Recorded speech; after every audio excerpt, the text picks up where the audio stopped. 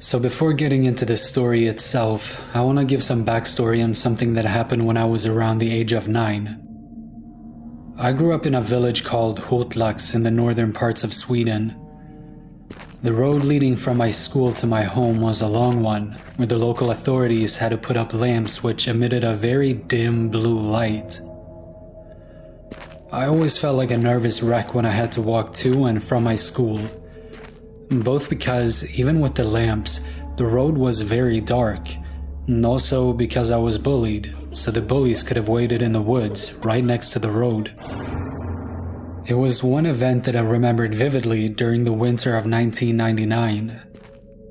I'd slept poorly the night before and the math lesson had been killing me, so I barely felt awake when I was beginning to walk home. The lamps were off, which isn't really so weird, as the sensors for the lamps were pretty low, so any kid could have taken a flashlight, put it towards the sensors, and after a few seconds, the lamps would shut down for a few minutes. Since I was so tired, I'd closed my eyes when I started walking. But after walking about 20 meters on this road, I opened my eyes and noticed that the lamps were off, and I stopped. I was getting nervous. I was reasoning with myself and decided to push on. I was 10, and in my youthful arrogance, I thought I had reached the age where my balls should have been as hard as Duke Nukem's. Hotlax is a very quiet village, so I was barely hearing anything except the wind when this happened. To the left of the road is a very thick forest, and suddenly I could just hear this loud scream coming from it. It was very similar to the male scream you can hear in movies when someone's in huge pain. With the speed of Usain Bolt, I ran as fast as I could towards my home without looking back. Now we're jumping to late autumn 2011. My parents were on a trip to the Canary Islands and asked me to move into their house just for the week so I could take care of the dog.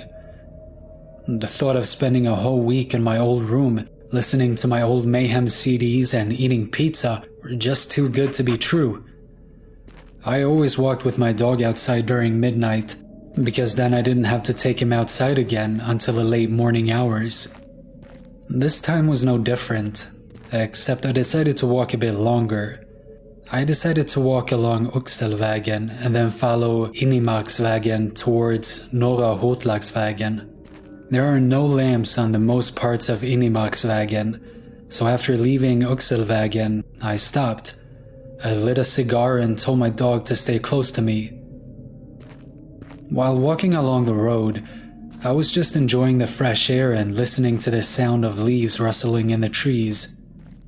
There's a pretty big area next to the road where they have chopped down a lot of trees. When I came to that area, my dog stopped and started barking towards the area I described. When I looked towards the area, I could see the silhouette of a person. The only visible parts were the hands. I said, "What the hell," with a pretty loud voice. The person turned around towards me. If I didn't know any better, I could have sworn that only the head and hands turned, as I didn't see any movements at all on the rest of the body. A white mask. The guy was wearing a white mask with a slit for each of his eyes. My dog started whimpering. The guy raised his right hand, with all of his fingers pointing towards me, and he screamed. It sounded like the exact same scream I had heard as a kid walking home from school that afternoon. What must have been survival instincts, I just started running.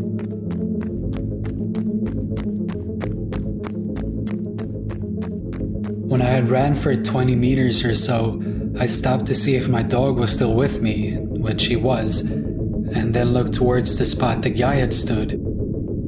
He wasn't there. He had moved to the spot where I stood, now with his hands down, but the mask still towards me. I started running again until I got to Norra Hotlagsvägen. I'd never been so scared before. When I stopped, I was crying and my whole body was shaking. And then I walked home.